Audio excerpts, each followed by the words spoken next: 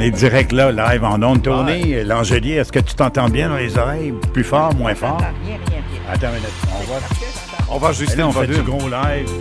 Live. Ajustement de volume en T'entends-tu, direct. là? C'est Bonjour Samedi. Bienvenue à tous ceux et celles qui se joignent à nous. Michel W. Duguay, qui est là et qui est en train de jouer avec Changer les écouteurs. Oui, on Est-ce joue qu'on avec... est sur Apple TV en même temps? On est partout. Oui, OK. oui, Bon, parce que... Alors, Tony, c'est parce qu'on reçoit ce matin Tony Langelier. D'abord, c'est W qui vous souhaite un Oui, qui vous souhaite bon la matin, bienvenue. bonjour samedi. Oui. Nicolas Deslauriers est avec nous et Tony est arrivé avec un chapeau. Un beau chapeau. Je veux dire, ça n'a pas d'allure. Bon, Là, là, on tu nous entend. entends? Oui. Est-ce que c'est assez fort dans tes oreilles, Tony? Oui. Tout Plus est fort, beau. moins fort? Ça va, là? Ça va Bon. bien. Tout est correct.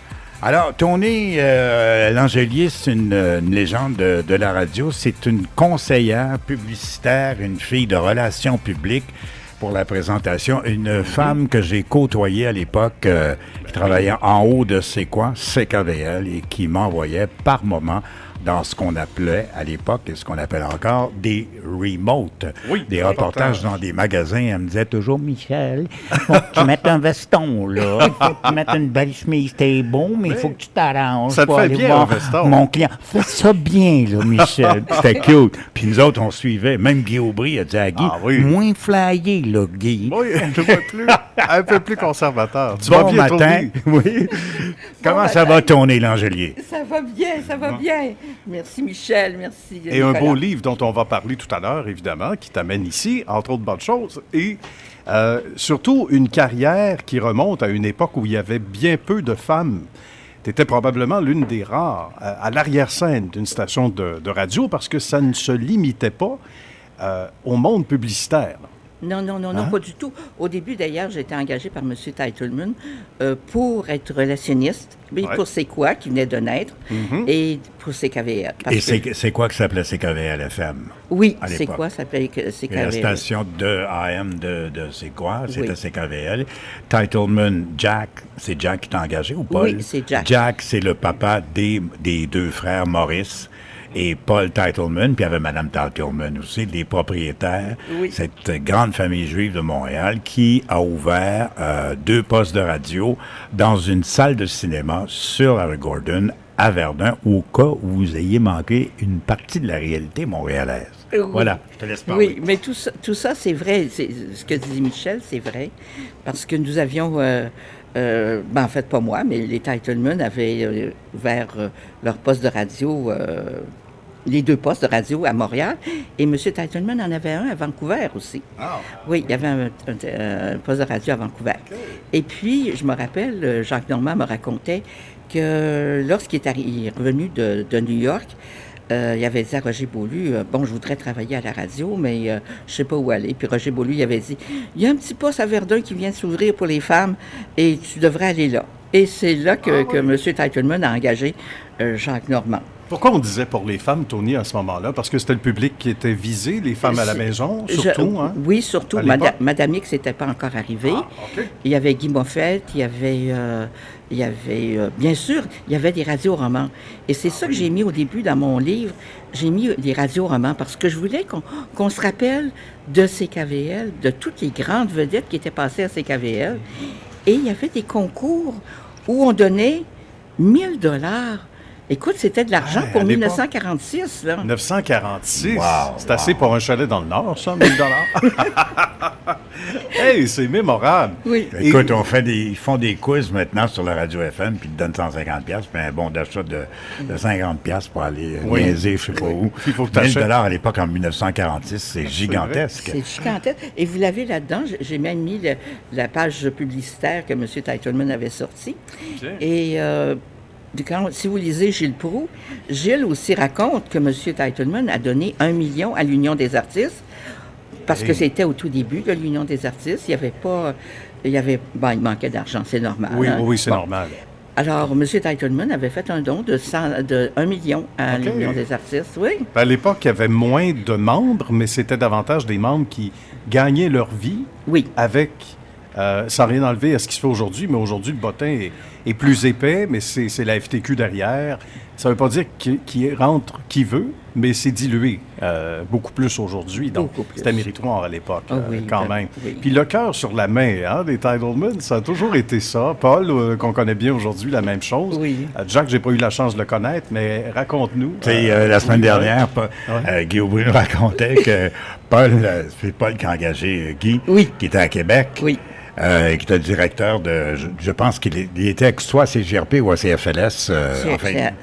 Ouais, il l'a fait venir de Québec. Il a dit, il faut arranger l'auditoire parce que ça ne marche pas ici. Il n'y a pas assez de monde qui écoute la station, c'est quoi. Qui a arrangé ça. Il faut arranger. Et le Guy est rentré, il y avait 150 000 auditeurs. Quand il en est ressorti, il y en avait 100 000, je ne sais pas. Et ça coûte 100 000 que ça rentrait. Les Titlemen étaient après virés. Ben, tu te rappelles. Virés fous. Ah, ils adoraient C'était la Guy ruée. Aubry. Oui. Puis c'est Guy Aubry qui a vraiment donné le ton de la musique de C'est quoi. Ah oui. C'est vraiment... Parce qu'avant, il y avait eu Jeff Oliver Brown qui était là, avec qui j'ai travaillé aussi. Mais moi, là, c'était trop pour moi de travailler pour CKVL, qui était un range de gens plus âgés un peu. Et puis, c'est quoi qui était peut-être pour les gens de 13 ans et plus. Hein? Oui, exactement. Il fallait c'était trop de travail pour moi. Alors, quand Guy Aubry est arrivé, j'ai travaillé un petit peu avec lui, mais pas longtemps. Puis, ils ont pris un relationniste pour le faire, oui, parce que ça en faisait beaucoup. Déjà, simplement, CKVL, c'était toute une commande, parce que à l'époque, je ne veux pas confondre les époques, mais on va écouter un bout de petits extraits de CKVL, l'horoscope, la circulation. Oui. Je pense qu'on entend Jacqueline Aubry, malheureusement, qui nous a quittés depuis. Horoscope, circulation, des lignes ouvertes. Des lignes ouvertes. Ah oui, il y en avait pas mal. Et moi, c'est ce que je te disais, Tony, tout à l'heure. Moi, j'avais 15 ans, je travaillais de nuit dans un garage. C'était un job d'été. Et j'écoutais Paul Dupuis. Oui. Ah oui. Ça n'a pas rapport, j'ai 15 ans, là. Mais quand même. Et nous, on était des petits jeunes, puis on écoutait Paul Dupuis faire ses lignes. Il avait une grosse voix. Madame... ça allait te chercher. C'est ça qui t'a donné peut-être la piqûre. Sur ce personnage, et qui était extrêmement... qui avait une belle voix, une belle diction. C'était un acteur, c'était un comédien. Et qui était aussi très, par moments, indiscipliné. Oh, très. Hein? Je pense que Jack ou Paul l'a mis dehors une fois puis l'a engagé le lendemain matin. Mais c'est comme une suspension, oui. C'était régulier, ça. Ah oui? Jean Duceppe était mis combien de fois dehors, puis M. Titleman allait le rechercher après. Gilles Proulx, ça a été la même chose. Ah oui. Tous ceux qui venaient à CKVL, on aurait dit que c'était des indisciplinés. puis je pense encouragé par les Titlemen, parce que les Titlemen, je pense qu'ils aimaient ça, des gens qui étaient différents. Oui, tout à fait. Puis il faut leur rendre hommage. Moi, je connais, je le disais, Paul, et c'est cette liberté qu'ils te donnent aussi, qu'on n'a pas ailleurs, souvent. Tu sais, ils vont te donner beaucoup, beaucoup de liberté en disant, regarde, vas-y, là, dans mon cas, là. Les Titlemen ne voulaient pas que ça soit plate. Oh non. Que ça soit ennuyeux. Oui. Puis ce qui est méritoire, c'est que ce sont des gens de radio, mais qui acceptent d'être à l'arrière-scène et de te laisser travailler. Et ça, je trouve ça magnifique. Ça n'a pas de prix là, pour les gens comme nous qui voulons créer, etc. On n'a pas les mains liées. Puis j'imagine que c'était la même chose à l'époque, Tony, avec le paternel. J'ai tout appris avec les Titlemen. Tout appris. Comment tu survis tu as vécu cette époque de vraiment d'élocution des orateurs, des animateurs qui étaient des verbomoteurs, qui parlaient, qui se fâchaient, qui étaient indisciplinés et tout. Et là, maintenant, dans le politically correct, parce que là, maintenant, tu ne peux plus rien dire. Ah non, comment maintenant, tu te sens? fini, ça. Là, tu ne peux plus rien dire. Non. Tu peux pas te dire que tu es belle. Vous êtes belle, Tony. Tu vas appeler 911, ça se peut que la police vienne me chercher. Je peux pas rien délicat. faire. Je peux pas toucher les... Je te donne un bisou sur la joue, tu vas dire, il a effleuré mes lèvres. Non, je ne dirais pas ça. Non, c'est ça. On va écouter quelques extraits. Faut faire attention, faut se checker. On écoute quelques extraits, les amis. Okay. Ça va nous retremper un peu à l'époque de CKVL. Nutrisystem. Appelez maintenant au 367-4407. 367-4407. Nutrisystem vous montre comment perdre du poids et comment le maintenir. Nutrisystem. L'heure de pointe n'est pas encore tout à fait terminée au pont Champlain et Jacques-Cartier. On a encore un délai de quelques minutes. Par contre, ça va beaucoup mieux à Victoria, Mercier et Hippolyte-Lafontaine. Et sur Descaries Sud, on nous a rapporté un véhicule en panne à la hauteur du chemin de la Reine-Marie. Et on piétine toujours, au moins depuis le tunnel Notre-Dame-de-Grâce, à cause des travaux à Turcot. La métropolitaine en direction ouest ou transcanadienne vers l'est, à l'approche du rond-point Descaries, perte de temps, hésitation. À Laval, par contre, c'est terminé. Et je vous souligne que sur la 40 Est, au niveau de Saint-Sulpice, depuis 8h30, il y a des travaux dans le secteur et ce seront des travaux effectués en alternance dans l'une des voies. Yves Lucier, circulation CKVL.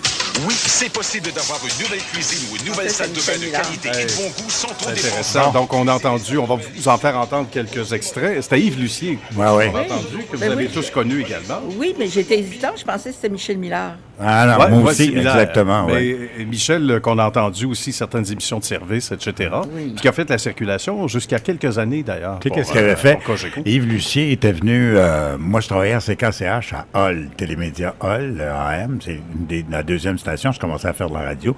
Yves Lucier voulait avoir un poste à cette station de radio-là. Il a attendu 2 jours dans son auto avec sa femme et ses enfants Ben voyons. pour voir le directeur des programmes. Il n'était pas disponible, il l'a vu 5 minutes, il dit « je vais vous revoir demain ». Il attendait dans l'auto avec sa famille. wow. Tellement il était... Il était motivé. on l'appelait le curé aussi, je ne me rappelle pas pourquoi. Ah oui? Des Bref. fois, on donnait des noms. Hein? Des fois, Alors, on donnait- c'est les sûr. Claude Poirier, les Claude Blanchard, les ci, les ça. Fais-nous donc du name dropping, là, Tony. J'en ai fait plein, mon livre. Là. Je pense que Vas-y, On a fait vas-y, le de tour. vive voix, vas-y. Oui. Ben écoute, c'est sûr que j'ai travaillé avec Claude Poirier. Moi, Claude Poirier était très gentil pour moi. Lorsque Frenchy Jarreau était décédé, Claude Poirier était extraordinaire. Il a dit « Oh, mon pote, tu serais heureux. Le maire de Montréal est ici. Le chef de police et le chef de pompiers de Montréal sont ici. » Ah oui. Ah oui. Il a fait ça à sa façon, Claude, mais il a fait un beau témoignage à Frenchy Jarreau. Ben écoute, tous les gens que j'ai connus, là, je les ai mis dans mon livre, mais j'ai même travaillé, signé un contrat avec Guy Lafleur, avec Michael Bossy, avec Lisa Froula-Hébert, qui est devenue oui, une Tout à fait. une Et ministre politicienne. par la suite. Ben oui. Exact. Tu te rappelles, Madame Mix. Ah, ça, c'était Madame quelque Mix. chose. Madame Mix avec son courrier. C'est quoi? C'est le courrier du cœur? Au Courrier du Cœur. Mais moi, j'ai pas connu C'était- beaucoup Madame X Non. quand elle était vedette. Ah. J'ai connu Madame X après la grève. C'est sur la vie sexuelle aussi, Madame X, hein, je pense, Elle non? était sur tous les... Elle a vraiment... Sur toutes les... Oui, elle a vraiment réveillé l'esprit des Québécois. OK. Parce qu'elle était française. Ouais. Elle avait été maltraitée durant la guerre. Je me rappelle, Oui, elle avait été dans un camp de concentration. Elle m'avait montré à ma stupéfaction son numéro de camp de concentration sur l'épaule. Exact. Et c'était en même temps qu'Alain Stanquet, qui, lui, Stanquet. était un petit garçon à l'époque. Il a vu Mme X attachée au poteau, là, quand les soldats allemands ont abusé d'elle. Hein? Ils ont abusé d'elle devant tout le monde qui était là. Qui Puis Alain Stanquet était dans un camp de concentration en même temps? Oui, Ben, mais voyons. il était un petit garçon, oui. Ben non. Oui. C'est incroyable. Voyons donc, toi. C'est pas si loin de nous, hein? C'est pas Quand on- si loin que Puis ça. là, il se revoit à Montréal. Ben, lui, Stanquet dans l'édition, puis à la radio souvent, Stanquet aussi. Parlait de ses livres et tout. Et, Télé, les puis là, insolences. il voyait Madame X se faire abuser par des soldats dans un camp de concentration. ouais. Épouvantable. Elle Aïe, aïe. est rentrée là avec les cheveux noirs Ah. et elle est sortie de là avec les cheveux blancs. Oh, puis Ah, c'est je comprends. combien de temps dans un camp de concentration? Ça, je ne sais pas, par exemple. Aïe, aïe. Mais moi, j'ai habité il y a quelque temps chez Madame X. Je me suis fait opérer pour les yeux en 87. Et j'ai passé un temps chez Madame X. Elle avait une maison de 32 pièces seulement à Saint-Luc. Juste épousseter ça prend une semaine et demie. Ah oui. Tony, on fait une courte pause, on revient, ça ne durera même pas 2 minutes. Merci de ta patience et surtout de t'être rendu ici au Centre Joe Laval, Oui. d'où Ça on me vous fait- parle. ça me fait plaisir. Merci. Quand on veut beaucoup de musique, des gens bien sympathiques, 850 vibrations de son si bon. On règle son cadran au beau milieu et on s'aime bien tous les deux. Alors, c'est KVL, une vieille ritournelle qu'on appelle jingle dans le métier. Ça peut dater de quelle année, ça, Tony? J'ai aucune idée parce que moi, je suis rentrée en novembre 76, mais CKVL était né en novembre 1946. 46. Donc, il y avait 30 ans, CKVL, quand je suis rentrée. C'était déjà un adulte et il y avait plein de choses. Ça, c'est sûrement dans le temps des radioromans. OK. Parce que je ne l'ai pas connu, ça. Tu as beaucoup travaillé avec Daniel Ouimet, toi? Pas beaucoup, Pas mais... beaucoup, OK. Pas beaucoup, Ceux avec mais- qui tu as le plus travaillé, Tony? C'est... avec Frenchy, avec Claude Poirier, avec... Jean Cournoyer, Gilles Proulx. Jean Cournoyer, Oui. Gilles Proulx, Mathias Rioux. Oui. oui. Mathie Fontaine, hein, on se met Mathie ça, Fontaine. le matin.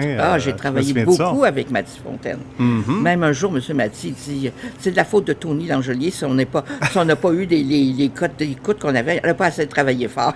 Ah oui, c'était... Ça, c'était Mathie Fontaine de 11h. De quelle heure à quelle heure le matin? C'était de 10h à midi. Ah mon Dieu, ça a duré longtemps. Ça a duré longtemps. Ils étaient... C'était le numéro 1 solide à Oui, Montréal. je suis allé les chercher à la demande de M. Titleman. Je suis allé les chercher en Floride.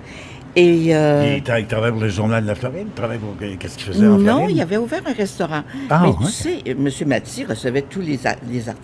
Mais les artistes, ça ne paye pas quand c'est mon restaurant. Fait que, Des fois, ça ne donne pas de pourboire non plus. Oui, ça arrive. Alors, M. Mathie a eu des problèmes de financiers avec ça. Mais M. Titleman m'avait dit, allez me chercher Mathie Fontaine, Oh je les my veux. God. Je les veux. Alors, on a... parce qu'il y avait eu aussi un petit problème avec le frère de voyons, Réal Giguère, le frère de Réal Giguère, Ah. ou Réal Giguère même. En tout cas, il y avait eu quelque chose dans Gala des artistes, qui était un journal à l'époque. Et puis, c'est pour ça que M. Mathie était parti à l'extérieur. C'est M. Titleman qui m'a demandé d'aller les rechercher. Ils sont venus et quelques mois après, 3 mois après, ils battaient Émile Genet à CJMS et 6 mois après, ils battaient mon ami Serge Laprade à CKC. Wow. Fait que ça me Alors, fait la peine. OK. Ben oui, c'est là, le Hey, mix feeling, comme on quelque dit en chose, latin. ça. Faut expliquer que c'était un feu roulant, cette station CKVL. Ah oui. T'avais des instruments de musique, t'avais un piano, t'avais des radioromans, t'avais des lignes ouvertes, puis il y avait des émissions à chaque 2 heures, une différente émission. Oui. Donc, ce qui fait qu'il y avait combien d'animateurs qui travaillaient à cette station? Oh, C'était un feu roulant. Un feu roulant. Le matin, là, on avait Michel Forgette et Yves Ah, Corbeil. oui. Hey, Après c'est un ça, duo. on avait Joël Denis. Après ça, on avait Mathie Fontaine. Après ça, on avait Claude Landré. On avait Jacques Normand. On avait André Ruffiange aussi qui venait du Journal de Montréal. On avait... c'était... Michel Desrochers, Michel Desrochers chez GMS. c'est GMS. C'est GMS. Mais je me souviens, plus tard, dans les années 80, Jacques Salvaille, le Super Quiz, ça, je me rappelle de ça, parce que j'étais tout jeune, puis ma mère écoutait ça. Et tu pouvais gagner, c'était quoi, des tranches de 25 $, 50 $. Et là, il y avait le ni oui ni non, il y avait tout ça. Donc, beaucoup de divertissement, Oui. alors qu'on délaissait ça à CJMS, puis à CKC depuis longtemps. Oui, oui. Donc, c'était une belle niche pour CKVL. Là, oui. on se rappelait un souvenir tout à l'heure en fait, tu m'apprenais que Frenchy Jarreau est décédé, en fait, suite à une ascension dans la Tour Eiffel à l'âge de 88 ans, tu me dis? 88 ans. Il Un était avec jeune sa jeune poulette de 55. Il n'était pas rentable, hein? Il 88 était- ans. Avec sa Wow. jeune poulette de 55. Elle l'a charroyé jusqu'en haut. Il était, on s'en Elle va. dit, ah ouais, en haut. Pauvre Frenchy. Oh, Mais pas quel- pour quel- Frenchy. Frenchy, quel là, il était... personnage. Hein? C'était un homme très fort. Il arrivait là, au bureau, là, chez moi, puis j'avais une très belle secrétaire, une Italienne, blonde, grande, mince et tout ça. Et Frenchy disait tout le temps, « Oh mon Dieu, tu as une belle secrétaire, Tony. » Je disais, « Pourquoi? C'est pas réservé aux hommes d'avoir une belle secrétaire. J'ai le droit d'avoir une belle secrétaire, moi aussi. » Puis là, Frenchy nous montrait comment il faisait ses petites pointes de pied, parce qu'il avait dansé avec Miss Tinguette, lui. Ah oui. C'est un Frenchy danseur, hein? Wow, C'est OK. un danseur à Paris. J'ai vu la porte de sa maison à Paris, à Montmartre. Ah oui, oui. Oui, puis il a été danseur, il a fait partie de la gang de Poulpeau aussi à Montmartre. Il a été garçon de cirque. OK. Il s'est envenu aux États-Unis avec Pierre Roche et Charles Aznavour. Et vous lisez ça dans le livre aussi de Charles Aznavour, qui oui. parle de Frenchy. De Frenchy Jarreau. Oui. Alors, c'était bien avant Frenière et Fils. Ah, bien Hein? d'autres. Parce qu'on se souvient du slogan de l'époque, hein? Oui. Où tu peintures et tu tapisses à meilleur marché qu'ailleurs. La C'est- dernière fois que j'ai entendu ça, je devais avoir 11 ans, puis ça reste marqué. Mais on va expliquer aux gens pourquoi le sobriquet de Tony, parce que c'est Antoinette. ton véritable nom, il Oui. faut le mentionner. Oui. Et c'était aussi pour que tu puisses avoir accès aux personnages décideurs, qui étaient des hommes surtout. Oui. Quand tu laissais un message, raconte-nous, ou quand tu parlais à une secrétaire, si tu avais dit c'est Antoinette, quoique c'est non. pas mal plus beau, Tony, j'aime ça, mais si tu avais dit Antoinette, peut-être qu'on ne t'aurait pas rappelé. C'était un peu ça qui te motivait? Non, c'est que quand je suis sortie de l'université, enfin, quelques mois avant, mon directeur de cours m'a dit tu veux t'en aller dans les communications? Puis tu sais, il n'y a pas beaucoup de femmes dans ce métier-là. C'est vrai. Là, on se parle de 71, là, OK? Alors, il n'y a pas beaucoup de femmes. Tu devrais avoir un nom de garçon. Exemple, Jean Després à Radio-Canada. Oui. Alors, moi, j'ai dit oui, OK, je vais m'appeler Tony Leclerc. Et là, j'en parle à un de mes professeurs. Il dit, tu peux pas t'appeler Tony Leclerc. Tony Leclerc, c'est mon père, il est journaliste à Radio-Canada. Ah, OK. Alors, j'ai dit, bon, fait que là, mon directeur, il dit, t'as été marié, Tony? J'ai dit, oui. Tu portes le nom de Langelier? J'ai dit, oui. Bon, ben, il dit, Tony Langelier, d'abord. Bon. Et je suis devenu Tony Langelier. Ça a resté. Mais là, quand je suis partie des compagnies avec des professeurs là, que j'ai eus, j'ai parti des compagnies, c'était avec Vasco Sécon. Notre secrétaire, c'était Francine Léger, la sœur de Léger. Ah oui? Oui. Marcel, Et son- Marcel Léger, etc. Oui, Ben Marcel oui. Léger, le père, puis Ben oui. le fils, Tout à qui est fait. son d'âge. Alors, et puis Vasco Sécon. Mais quand moi, je parlais d'argent, on me disait, on peut-tu parler au président? Puis c'était moi la présidente. Alors, ça me choquait. C'est assez... tu vois que c'est un autre monde, hein? Oui. Ça a évolué beaucoup. Oui. Mais à l'époque, c'était malheureusement ça. En 75, M. Legault, le président de la BAT, m'a engagé comme secrétaire de Tony Langelier parce qu'il n'avait pas le droit d'engager une fille. Ah, ce point-là? Oui, la première Aïe, officiellement aïe, aïe. qui était engagée, c'était Lisa Froulant. OK. Mais moi, j'étais en 75, j'avais pas le droit d'être une fille. Alors j'étais la secrétaire de Tony Langelier, naturellement. Mais voyons Des donc. Jean Lorac et des Jean-Guy Pinel qui étaient des journalistes. On dit, bah, Ils connaissaient le secret. eux autres se sont aperçus assez rapidement que c'était moi. Là. Tout à fait. Mais c'est dire à quel point il fallait se battre, Tony, bravo, pour ça, contre Et là, vents là. et marées. Là. Ouais. Anecdote Je- dans le livre. Je suis rendu à une page où est-ce que, quelques années après notre mariage, on a une photo de Tony. T'étais belle en Moses. Ben, t'es toujours Non, belle, mais pas encore t'étais belle. croquable. Hein? Mais à l'époque, je pensais pas que j'étais belle.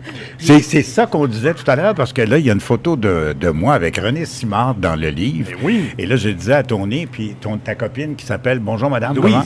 Louise. Louise me disait on a oublié, on ne savait pas qu'on pouvait être aussi jolie à l'époque. Non. Et moi, je me regarde à l'époque. Tu trouves pas C'est pire? beau, Ben hein? là, je me dis, C'est beau, hein? j'ai jamais réalisé que j'étais quand même cute, mais je me trouvais pas de On même, te l'avait moi. pas dit, Non, mais c'est si ça. je l'avais su, il me semble que, hein? Et Moi, tu aurais c'est- capitalisé Moi aussi, là-dessus. c'est la même chose. Je me dis, quand je regarde les photos, je me dis, mon Dieu, mais j'étais belle. Pourquoi Ben je pensais oui. que j'étais pas belle? Ben oui. Parce Voyons que- donc. ouais, C'est ben- quoi ces histoires-là? Hein? Mais ça part de notre enfance. Ma mère me disait toujours, non, moi je disais, maman, je suis belle. Maman disait, non, t'es pas belle. T'es propre, Ah, t'es oui, bien habillée. c'était gentil. mais t'es pas belle. C'était pas fin. Mais ça travaille l'humilité. On dit que c'est peut-être ça. Oui. On va aller à la pause, les amis, parce qu'on y est déjà. Ça va Alors, je trop suis en vite. train je suis en train de feuilleter le livre. On va y revenir. Juste Plein un petit d'extraits. second. Alors, c'est un pan d'histoire de la radio au Québec, préface de Gilles Proulx, qu'on a reçu dernièrement, ton canchum. Tony, une guerrière parmi les hommes. On va expliquer aux gens Beau comment livre avec un micro, puis Ouais, belle avec couverture. des ça. photos assez incroyables. Surtout, et des gens qu'on ne voit plus malheureusement. Donc, ça évoque de beaux souvenirs. Puis on va expliquer aux gens comment on peut se procurer le livre également un peu plus tard. La première fois que j'ai goûté au nouveau café moulu Maxwell House, j'étais chez Jocelyne, ma belle-sœur. Tout à coup, j'ai entendu. J'ai dit, qu'est-ce qu'il y a, Jocelyne? Jocelyne a dit, y a rien, pourquoi? T'as fait psst. J'ai pas fait psst. Mais voyons, Jocelyne, y a personne d'autre dans la maison?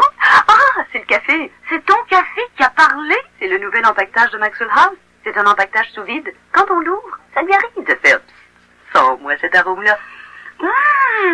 On jurerait qu'il vient juste d'être moulu. C'est un nouveau paquet en aluminium. Ça garde bien plus frais que les sacs en papier. Jocelyne a fait le café, puis j'y ai goûté. C'est vrai qu'il goûte le café frais moulu, le nouveau Maxwell House. Le nouveau café moulu Maxwell House, dans un nouvel empaquetage sous vide, garde toute sa saveur de café frais moulu jusque dans votre tasse. Plus que jamais, vous le trouverez bon jusqu'à la dernière goutte. C'est toi qui as fait ça? Oui. Ton café est tellement bon, j'aimerais bien en avoir une autre tasse, s'il te plaît. Le dollar canadien était en hausse de 4 centièmes ce matin à l'ouverture et cotait à 81 cents,91 centièmes en argent américain. Le dollar américain perdait 6 centièmes et transigeait à 1,22 $ en argent canadien. À Ottawa, selon des sources dignes de foi, plusieurs députés libéraux vont voter contre le projet de loi S-31 du gouvernement Trudeau qui prévoit limiter les interventions des provinces au niveau du transport interprovincial. Certains milieux indiquent de 4 à 6 députés, d'autres vont jusqu'à mentionner une trentaine. Hier, le ministre des Corporations et de la Consommation, André Ouellet, s'en est pris au président de la Caisse de dépôt et de placement du Québec, Jean Campeau, après que celui-ci eut déclaré que le gouvernement Trudeau fera perdre 100 millions de dollars aux Québécois. Ça, c'était Raymond Bernard. Oui, Raymond Bernard. Donc, 1982, ce qu'on vient d'entendre. Et les pubs, tu me disais, Tony, les pubs à l'époque, c'était fréquent, des pubs de 60 secondes, on entendait Maxwell House, particulier. Et Raymond Bernard faisait ses bulletins de nouvelles, moi je me rappelle, quand on montait en haut à CKVL, de ses coins. Il était toujours en chemise, cravate, il relevait ses manches, il y avait des bretelles, il fumait constamment la cigarette, et entre deux bulletins de nouvelles, il jouait aux cartes. OK. Pour se détendre. Avec sa cigarette, Claude Poirier rentrait avec une autre cigarette. Oui, c'est sûr. Mais il n'était pas de bonne humeur. Sac-moi patience. Sac-moi patience. Mais il y avait de quoi écrire un téléroman, Tony. Raconte-nous cette époque-là, parce que c'est drôle, parce que Michel W. et moi, on s'en parle presque à chaque samedi hors d'onde. Hein? On se dit, hey, si on pouvait se faire un sitcom, tu sais, on dit... ça devrait. Écoute, on n'aurait rien eu à inventer. Ce qui est dommage, c'est que on ne peut pas trouver, Tony, d'extrait de Madame X. Je ne sais pas, j'ai demandé à des archivistes. C'est difficile, difficile. Les pionniers de la radio, présentement, cherchent beaucoup de choses. Des extraits de lignes ouvertes là, qui ont été, qui sont croustillants. Moi, j'en ai peut-être ramassé parce que, bon, faut que je vous dise qu'à un moment donné, il y a eu un directeur général que moi, j'ai détesté. Je déteste presque jamais personne. C'était qui, ça? C'était Malcolm Scott. Oh my God. Ah, quel être horrible. À voile et à vapeur, et mettez-en, et puis mettez sa lumière rouge, sa lumière verte. Il ne fallait pas rentrer quand c'était sa lumière verte. Enfin, alors, Malcolm Scott, c'est un très, très gros personnage, gros, imposant, avec une énorme barbe. C'est un Malcolm. Oui. Puis menteur et tout. Alors, en tout cas, tous les défauts possibles. Es-tu mort? Oui. OK, bon. Donc, tu peux t'en permettre, tu peux le dire. Je peux m'en permettre avec lui. Puis d'ailleurs, je ne l'ai pas aimé, mais je pense que c'est la seule personne que je n'ai pas aimé dans tout le métier de mes 50 ans de métier. Moi, c'est un dénommé Godin. Godin. Tu l'as connu, Godin. C'est un ancien de CGMS qui est arrivé à CKLM à l'époque de la radio des Chums, la Music Machine. Il a détruit, il a saccagé, la Music Machine. Quand on a annoncé sa mort, et on s'appelait le matin de sa mort, des animateurs, on se disait, bon débarras. Je ne devrais pas dire ça, mais non, c'est pareil. Qu'est-ce que tu veux? Ça a été la même chose. C'est un saccageur, c'est un fou. Le massacre à la scie mécanique, il a saccagé une station. Ah non, il y a eu des gens comme ça aussi. Là. Mais quand vous me parliez tout à l'heure de raconter des choses, exemple... Anecdotes. Oui, des anecdotes. Exemple, saviez-vous qu'on avait un magasin juste à côté qui s'appelait le magasin de mon oncle? Puis le magasin de mon oncle, c'était l'oncle de Paul, bien sûr, le frère de M. Teitelman.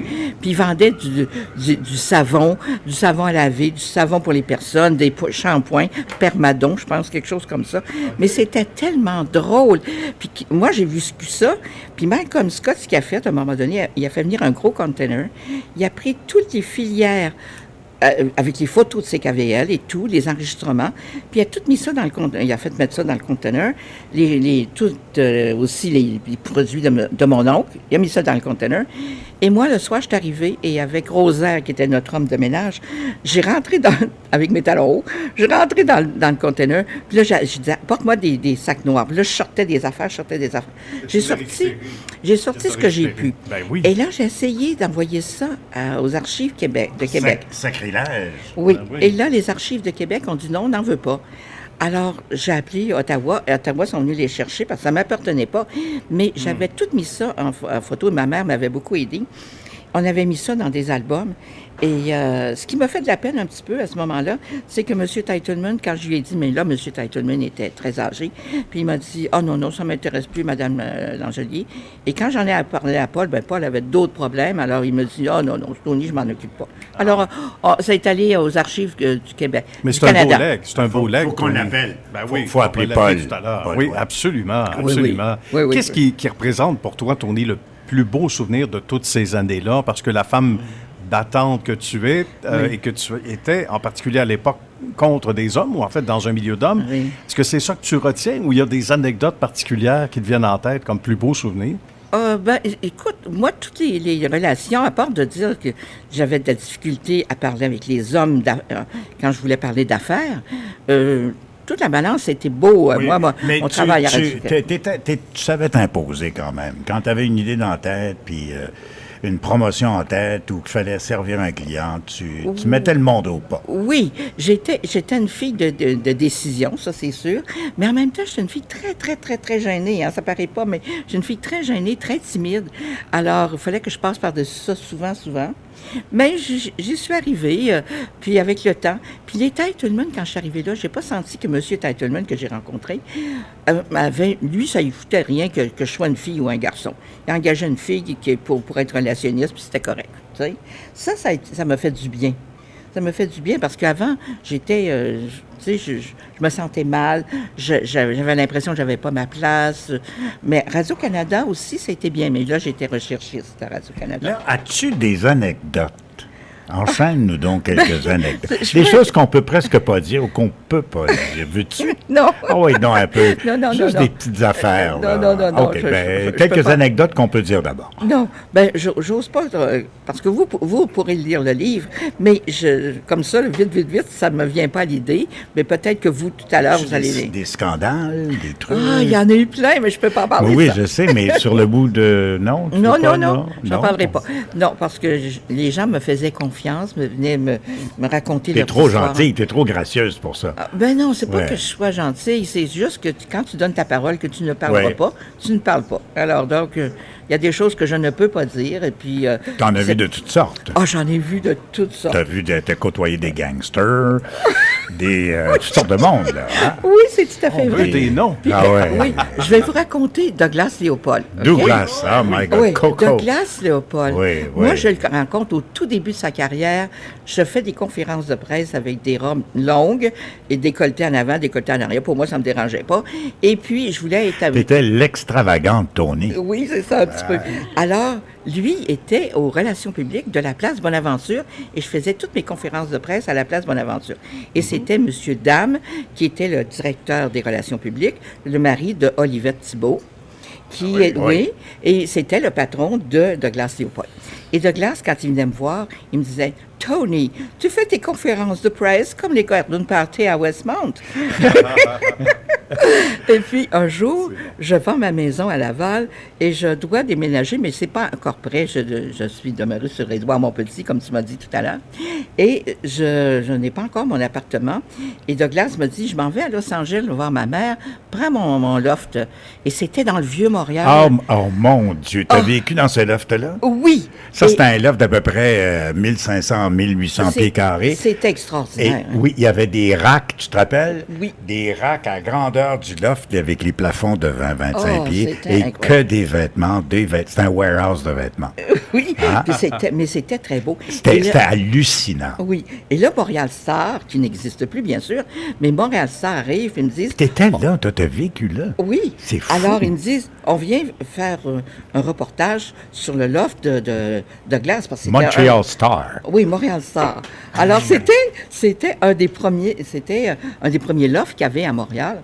Alors, donc, mais là, les voyais transporter toutes les choses, puis là, je paniquais, je me disais, oh, mon Dieu, Douglas, quand il va revenir, il va dire, capoter. Tony, t'as tout dérangé.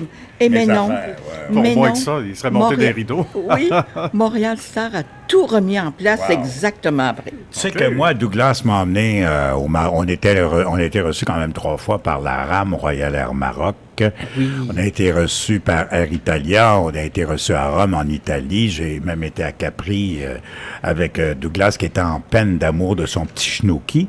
On arrive à Capri par traversier, je ne sais trop.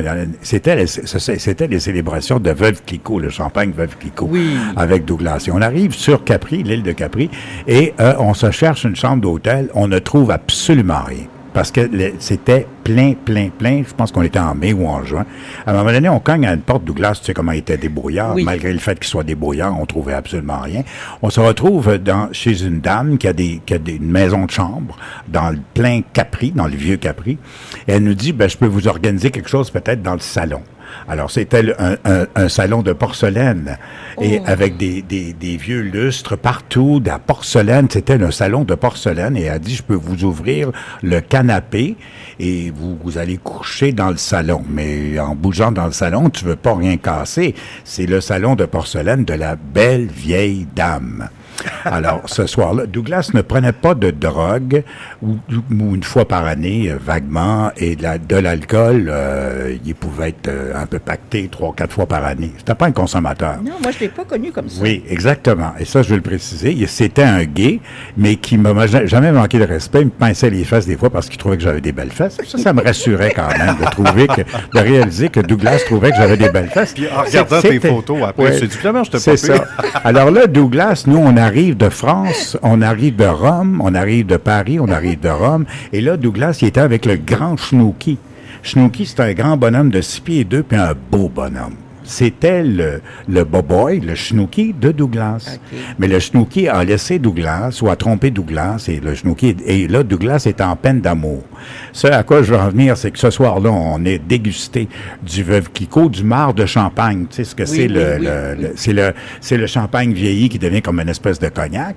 Et là, on commençait à pacter les deux. On arrive dans le salon de porcelaine pour se coucher les deux dans le grand sofa-lit ouvert pour nous avec tous les beaux petits oreillers, puis la dentelle, puis tous les beaux cotons, machin. Là, Douglas met sa main sur mon sa tête sur mon épaule, puis il s'endort en pleurant sur mon épaule. Puis parce qu'il a de la peine pour son Chnouki.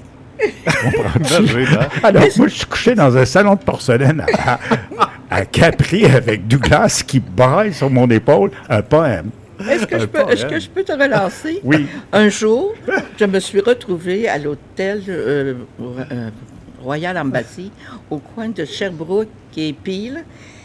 Et je suis dans la chambre couchée avec Michel Giroir. Michel pleure sur mon épaule parce que lui aussi a perdu son petit copain. Puis on venait, c'était l'Halloween. On venait de faire un gros party. Paul était là, tout le monde était là. Claude Dubois, tout le monde. Et là, Michel Giroir, moi j'avais une chambre pour me coucher ce soir-là parce que je travaillais très tard. Et Michel Giroir me dit, « Oh Tony, je veux pas m'en aller chez nous. » Puis il avait pris un coup solide. Alors, il pleurait sur mon épaule, puis il s'est endormi sur mon épaule. Alors, tu vois, on a fait la même chose. Confidence pour confidence. Ouais, c'est très beau. Et là, Douglas travaillait à CKMF, qui était Radio Mutuelle à l'époque. Oui. Donc, moi, je travaillais pour C'est quoi. Alors, on partait en voyage ensemble. Je veux dire que nos directeurs, surtout mon directeur à l'époque, André Saint-Amand, n'était pas de bonne humeur.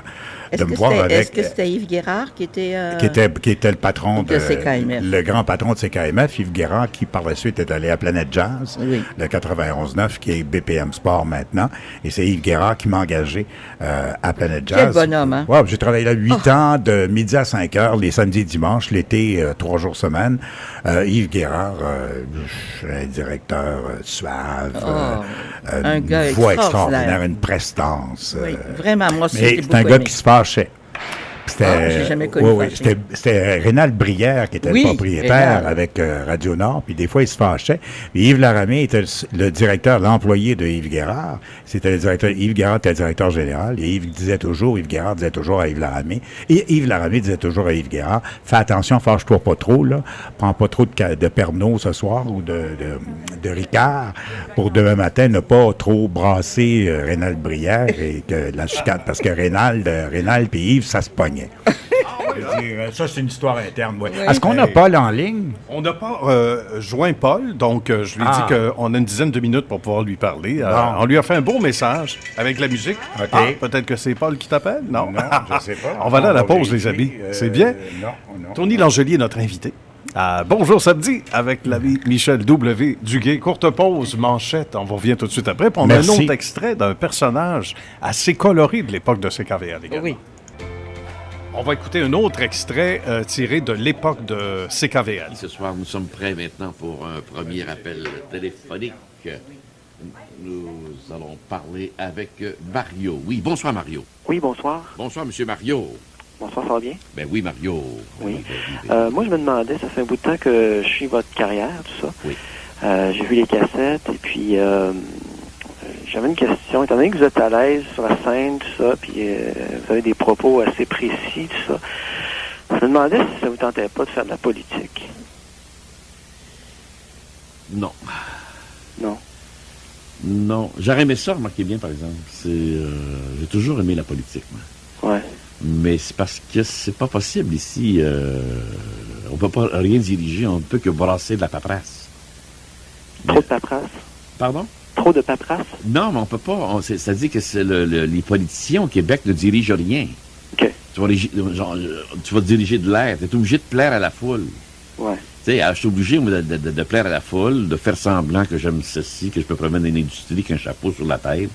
Comprenez-vous, aller lire des poignées de main, c'est pas drôle. Faut être un saint pour faire ça, monsieur. Ouais. Pour faire la politique au Québec, il faut être presque un saint. Donc, Roger Drolet. Alors, ça aussi... T'en as pas d'autres de Roger, hein? Là, en ce moment, c'est celui qui nous tombe. Écoute, c'est tellement drôle. Tu sais, on parle de personnages plus grands que nature. Y a-t-il encore? Tes souvenirs? Y en a-t-il encore un peu? Il n'y en a pas d'autres pour l'instant, là, parce que il faut que je fasse la recherche en même temps. Moi, c'est un maniaque de ça. C'est tellement un personnage coloré. T'as un souvenir particulier? Oui. De beaux souvenirs de Roger Drolet? Oui, j'en ai plein avec Roger Drolet. Premièrement, il allait chercher à 11h le soir 99 000 auditeurs. À 11h le soir. Puis le soir, on était à 10 000 watts seulement. Le jour, on était à 50 000 watts, mais le soir, on était à 10 000 watts. Et Roger Drolet avait 99 000 auditeurs. C'est incroyable. Et c'était vraiment... puis il parlait de son bag. Des fois, il me tapait ses nerfs, mais quand même. Puis là, il faisait des conférences au 99 000, c'est énorme par analogie maintenant. Sur les radios FM, tu as quelques milliers à peine. La radio FM de soir n'est pas écoutée. Mais à l'époque, ça l'était beaucoup. Oui. Puis Roger, mais il n'avait que ça. Il n'y avait que la radio ou la télé. Il n'y avait pas d'Internet, il n'y avait rien. Donc, c'était super important. Oui. Puis Roger, il faisait ses conférences au cinéma Le Château sur Saint-Denis.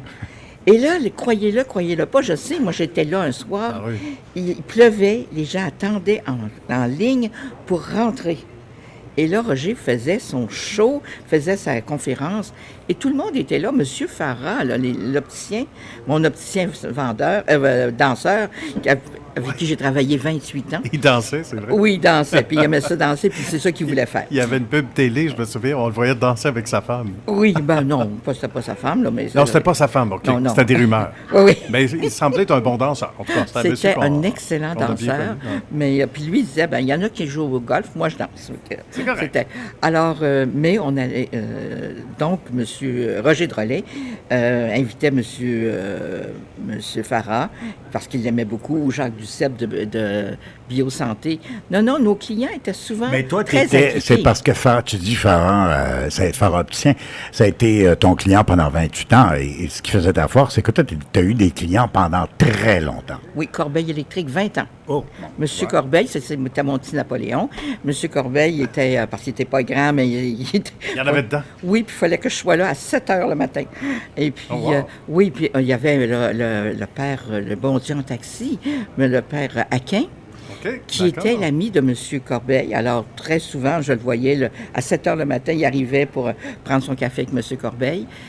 Quand on a fait une publicité, on a fait avec Jean Béliveau. Et Jean Béliveau était un ami de M. Corbeil, parce que M. Corbeil était un homme il disait les hommes à chevaux, là, tu sais, les gens en blue bonnet. Oui. Alors, il y avait des chevaux, M. Corbeil. Et il y avait des amis comme Serge Chavard, comme Lapointe aussi, un joueur de hockey. Jean Coutu? Jean Coutu? Oui. Oui, Jean Coutu, le pharmacien, oui. Pharmacien. Ah oui, je l'ai entendu une fois enregistrer. Je venais juste d'arriver à CKVL. Il est venu enregistrer. Il n'avait pas une belle voix. Il était pas... puis il a repris souvent. Et moi, j'étais découragée. Je me disais, j'arrivais de Radio-Canada, alors c'était pas comme ça qu'on travaillait. Puis là, je disais à Paul, ça n'a pas de bon sens, monsieur. Paul, il dit, monsieur Jean Coutu fait une publicité différente des autres. C'est pas comme nos animateurs. C'est sûr, c'était un homme d'affaires. C'était pas un homme de radio. Non, pas du tout. Son fils, son frère Richard Coutu, lui, c'était différent. Une belle voix de radio.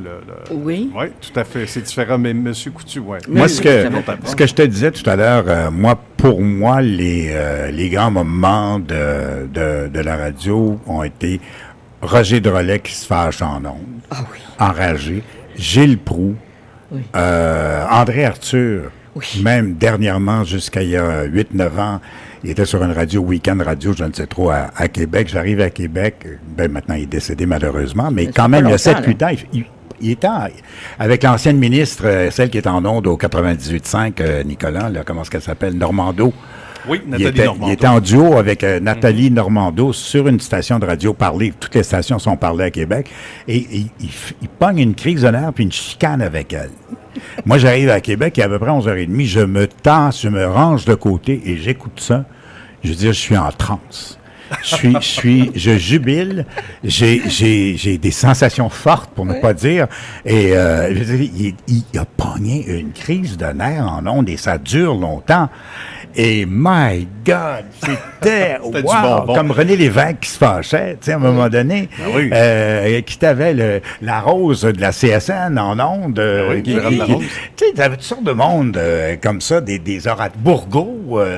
oui. Qui n'étaient pas des animateurs de radio, mais René Lévesque est un ancien journaliste. Mm-hmm. Mais des personnages. Tu as connu, Tony, certainement. Oui, René Lévesque. On a engagé d'ailleurs sa femme, sa dernière femme, on l'a engagée parce que M. Paul pourrait vous raconter ça si vous appelle. Parce que René Lévesque a appelé Paul puis pour lui demander d'engager son épouse. Et Paul, il ne croyait pas que c'était René Lévesque. Il croyait que c'était Claude Landry qui jouait un tour. Il m'avait raconté ça. Oui. Puis le vrai René Lévesque a téléphoné à Paul. Oui. À Paul Treisenman. 2-3 fois. 2-trois fois avant que Paul il réponde vraiment. Il répondait pas. Il pensait que c'était un gars. Oui. T'as rendu compte que ce Nicolas Deslauriers-là, à son âge, parce qu'il est quand même plus jeune, il est jeune, et ce dont il se rappelle plus, il connaît mieux la radio que moi. Non, mais c'est une boîte à souvenirs, ce garçon-là, c'est incroyable. C'est parce que Michel, c'est un globe-trotteur, hein. Il est comme Gilles Proulx, il a fait le tour du monde. Beaucoup. Mais oui. Écoute, moi, sur Facebook, là, j'ai suivi Michel. Ça fait des années que je suis Michel. Tout à fait. Qui est à gauche, à droite, en Égypte, en Turquie, un peu partout. En Indonésie. Là, on l'a attaché ici. Là. En Jordanie. Ce qui est le fun, c'est que Tony adore les voyages. Et moi, écoute, je mets beaucoup de photos sur Facebook. Je voyage seul. Donc, à un moment donné, je peux avoir 250, la vérité, 250 commentaires, 400 likes, 250 commentaires. Je réponds à chacun des commentaires. Wow. Parce que je suis en voyage, ça m'intéresse, ça me fait parler, ça me fait moi-même chercher d'autres, chercher plus de documentation pour avoir des réponses encore plus intelligentes. Et toi, tu es une de mes grandes correspondantes à travers mes voyages et Facebook, les photos. Merci beaucoup, Tony. Merci, Tony. On se procure le nouveau livre que tu as lancé, Tony, une guerrière parmi les hommes. Une guerrière parmi les hommes, un pan d'histoire de la radio au Québec. Donc, Tony, une guerrière parmi les hommes, disponible chez Renaud Bré, un beau livre jaune avec un énorme micro devant. Dessus, avec le nom de Tony, une guerrière parmi les hommes, facilement identifiable. Merci beaucoup. Chez Renaud Bré et dans toutes les bonnes librairies, seulement paru il y a 2 semaines. C'est ça. Il est encore tout chaud. Oui, il est encore tout chaud. Ouais, c'est un beau lait. T'habites à quel endroit, toi, maintenant, sur l'île? Dans quel secteur, c'est-à-dire? Brossard. Ah, Brossard, OK. Bon, on salue les gens de écoute, l'endroit. Tony. Merci, Tony. Merci beaucoup. Merci beaucoup. On t'aime.